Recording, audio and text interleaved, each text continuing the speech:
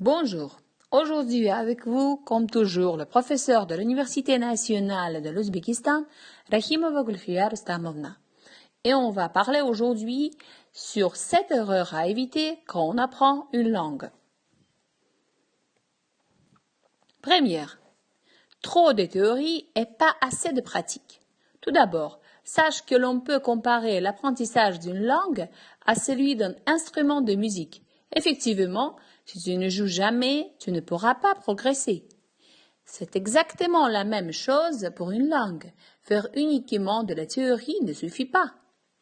La pratique est très importante, quel que soit ton niveau. Par exemple, si tu es dans une académie, tu peux mettre en pratique une situation basique, en simple salutation avec ton voisin. En plus, le fait de l'avoir mise en pratique te donnera une grande satisfaction. Deuxième faute, c'est ne pas faire du tout de théorie. À l'inverse, oublier de faire de la théorie n'est pas forcément conseillé non plus. Même s'il est important de mettre en pratique et de parler tout de suite, il faut trouver un juste équilibre entre les deux. Par exemple, la conjugaison permet de mieux comprendre à quoi sert un temps verbal, comment fonctionnent les différentes personnes, les différentes règles. Et si tu le connais, ça te fera gagner un temps considérable. Quand les choses sont organisées, c'est plus simple pour le cerveau de les comprendre et de les simuler. Troisième faute, c'est de ne pas prendre de plaisir. La troisième erreur, c'est d'oublier de faire des choses sympathiques qui te procurent un certain plaisir. L'apprentissage d'une langue est un long chemin et il faut absolument que ce soit agréable.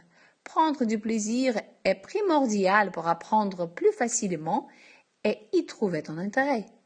Il faut aussi privilégier ce qui est de ton niveau. Si tu fais des choses trop difficiles, tu risques d'abandonner. Quatrième, ne pas se donner d'objectifs. Pour apprendre, il faut être motivé. Et pour être motivé, rien de mieux que de concevoir un plan sur la durée et se fixer des objectifs à court et à moyen terme. Avoir un objectif à atteindre va être une source de motivation et va te permettre en même temps de voir tes progrès. En effet, comme l'apprentissage d'une langue s'étale sur une durée assez longue, il est difficile de voir la progression d'un jour à l'autre. Ces objectifs peuvent être différents. Par exemple, se fixer un certain niveau à atteindre, comme être capable de rencontrer facilement sa journée. Passer un examen officiel, DELF, DALF, TEF, TCF. Bref, il faut vraiment se fixer à un cap à passer, ainsi tes progrès sont mesurables, visibles. Et c'est très important pour garder ta motivation. Cinquième, c'est être régulier. Il est fondamental d'avoir une routine. Une routine, c'est une succession d'actions répétées de manière automatique. Par exemple, si chaque jour tu effectues un trajet pour te rendre à un endroit, tu peux écouter du français sur le trajet pendant que tu marches ou à la radio si tu es en voiture. Tu peux aussi prendre des cours par Skype avec un professeur. Dans ces cas-là, tu auras un rendez-vous programmé par semaine à une certaine heure. C'est aussi pour ça que les gens s'inscrivent dans les académies. Ils se sentent obligés d'y aller, ça donne aussi un rythme et ça crée une routine. La routine t'oblige à être régulier et te permet d'économiser du temps et de l'énergie consacrée à réfléchir à ce que tu devrais faire chaque jour. Sixième, c'est être impatient. Penser que l'apprentissage d'une langue est très rapide est complètement faux. Hormis certains cas exceptionnels, l'apprentissage d'une langue se fait dans la durée et il est préférable de l'avoir en tête dès le départ.